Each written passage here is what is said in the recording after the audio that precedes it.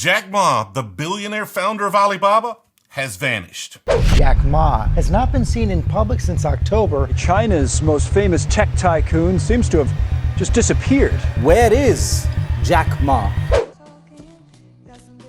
What's happened to him? Is he laying low? Is he in jail? Or is it much worse? We don't know enough to even speculate at this point.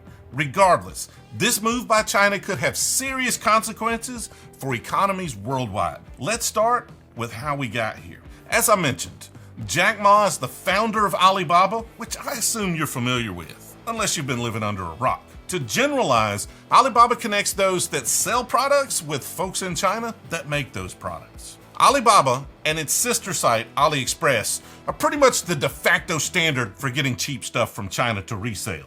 And it's the go-to source for dropshippers, traditional retailers, and DTC brands alike. In other words, all our suppliers belong to them. Alibaba's empire is a lot like Amazon. They dominate just about everything they do. So much so that I can't name a single Alibaba competitor. Can you? I mean, I'm sure they exist, but if no one knows who they are, can you really call them a competitor? That's like saying I'm a competitor to Michael Jordan for the best basketball player ever just because I played a little in high school. But look at those hops, man. Never mind. Y'all might be right. I made the front page of the sports section in the Alexander City Outlook. I mean, that definitely puts me in the running for the GOAT, baby. MJ, if you want to play a little one-on-one for the title, hit me up.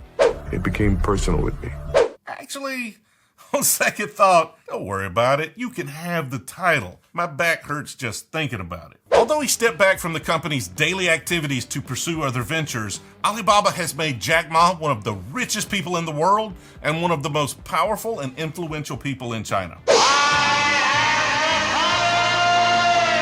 What you may not know, though, is that Jack is also the founder of Ant, a financial tech company. Ant had already been approved in China to go public at an estimated IPO of $37 billion. They were actually in the final phases of making that IPO a reality when this ball of yarn started to unravel. That IPO was destined to give Ma even more fortune and influence. It must be nice to be that guy, right? Am I right or am I right or am I right? I guess it's not that nice. He is missing. It's Ant that has really got old Jackie Boy in some hot water. Obviously, being a founder in the financial industry, he's trying to reform the system. It just makes sense. That's what big money founders do. If you're already a billionaire, why waste your time with something that doesn't make a big impact? Unfortunately, Jack may have overestimated his clout just a little bit. Back in late October, he gave a speech in Shanghai criticizing China's financial system, claiming that it stifled competition and calling for reform.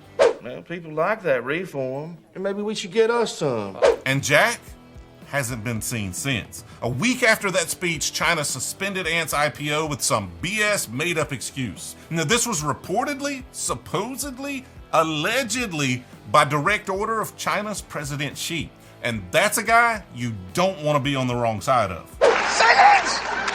I kill you! China launched an anti-monopoly investigation against Alibaba in late December and sent word that Ant Group needed to start scaling back or face a similar fate.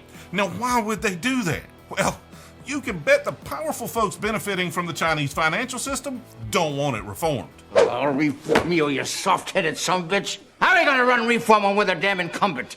After Jack was recently replaced as a judge on his business TV show, a lot of people realized that we hadn't seen him in more than 2 months, since right around the time of his controversial speech. It's pretty obvious that China is making moves to break up his empire and dilute his influence. But at this point, we don't know what's actually happened to Jack Ma himself. And I hope he's fine, laying low on a private island, drinking bourbon that I could only dream of obtaining. Supposed to give you this.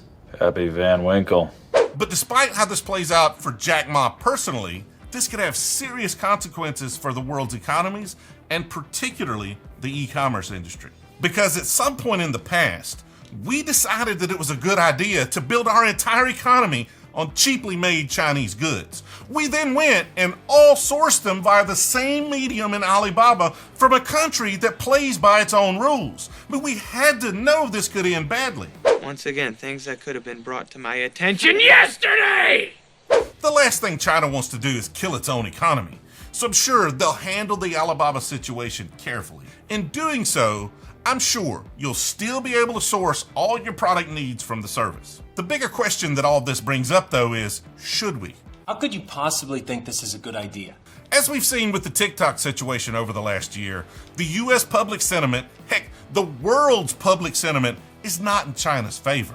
It's obvious that we're already seriously concerned with China's control over companies that reside within their borders. The pandemic has also revealed exactly how reliant our supply chain is on China.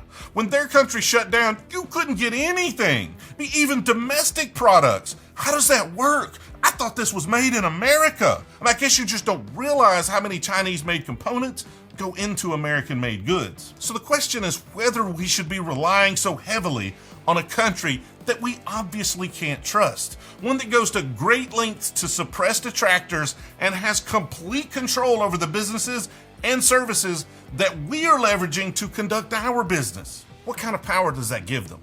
At what point will they try to leverage that power? And what will the consequences be?